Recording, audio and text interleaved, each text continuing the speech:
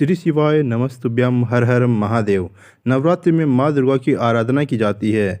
जो भी व्यक्ति नियमित रूप से इन दिनों में पूजन और उपाय करते हैं उनकी सभी परेशानियां दूर हो जाती है।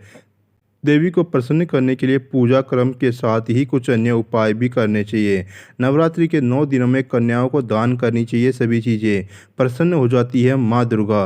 शास्त्रों के अनुसार जिन कन्याओं की उम्र 2 साल से लेकर के 5 वर्ष तक होती है वे साक्षात देवी माँ का स्वरूप मानी जाती है। नवरात्रि के दिनों में इन्हीं कन्याओं के पूजन का भी विशेष महत्व होता है। यदि नवरात्रि में इन कन्याओं को सुंदर उपहार दिए जाए तो नव दुर्गा भी प्रसन्न हो जाती है।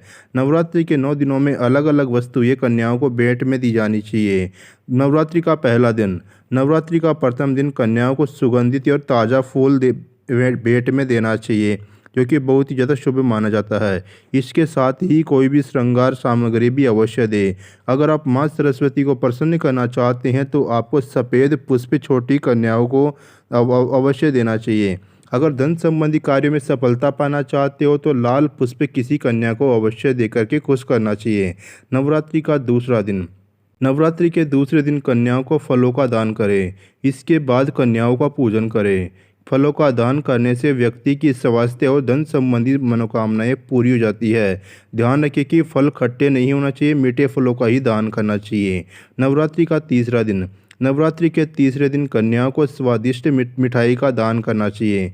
यदि आप चाहें तो इस दिन घर पर बनी खीर, हलवा या केसर या चावल का भी दान कर सकते हैं। नवरात्रि का चौथा दिन। नवरात्रि के चौथे दिन कन्याओं को वस्त्रों का दान करें। अपने सामर्थ्य के अनुसार रुमाल या रंग बिरंगे रिबन भी दान कर सकते हैं। नवरात्रि का पाँचवा दिन।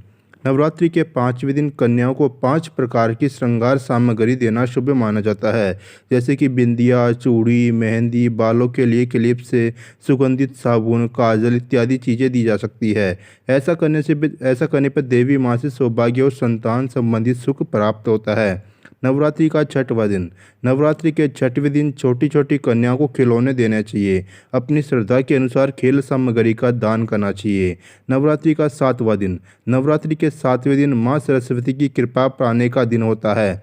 इस दिन कन्याओं को शिक्षण सामग्री का दान करना चाहिए, जैसे कि pen, sketch pen, pencil, copy, drawing box, water बोतल, कलर बॉक्स आदि चीज़ें दान की जा सकती है। नवरात्रि का 8वां दिन। नवरात्रि के 8वें दिन आप स्वयं किसी कन्या का पूर्ण श्रृंगार करें और उसका पूजन करें। इस दिन कन्या के पैरों का पूजन दूध से करें। पैरों पर कुमकुम, चावल और पुष्प अर्पित करना चाहिए। कन्या को भोजन करवाना चाहिए और सामर्थ्य के अनुसार कोई भी चीज़ भेंट देनी चाहिए। कोई भी चीज़ उसको देनी चाहिए। नवरात्रि का 9वां दिन। नवरात्रि के अंतिम दिन कन्याओं को खीर खिलाए। दूध और आटे से बनी पूड़ियाँ खिलाए। कन्याओं के पैरों में महावर और हाथों में मेहंदी लगाने से देवी पूजा पूर्ण होती है। पूजन के बाद कन्याओं को अंत में लाल चुनरी भेंट करें। जो भी इस प्रकार 9 दिनों तक कन्याओं का पूजन करता है उसे जीवन में कभी भी दुखों का सामना नहीं करना पड़ता है।